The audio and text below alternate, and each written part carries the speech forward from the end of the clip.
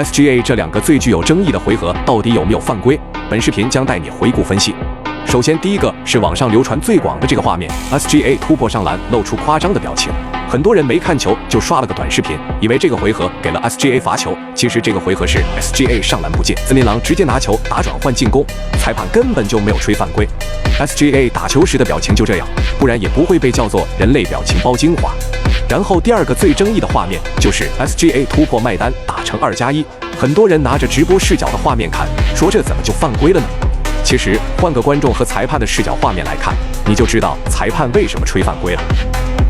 最后我想说一句 ，SGA 新秀第1年在快船，他就曾向第6人路威学习过造犯规技巧，并且在突破时，当防守球员拿手搭 SGA 的腰或者手臂上时 ，SGA 喜欢用夸张的身体语言放大这个犯规场景，这也是所谓的造犯规技巧。还有一点就是 ，SGA 不仅在 NBA 的常规赛和季后赛有罚球，其实 SGA 在男篮世界杯和奥运会的比赛罚球同样也不少，现在就差没有在 CBA 联赛罚球了。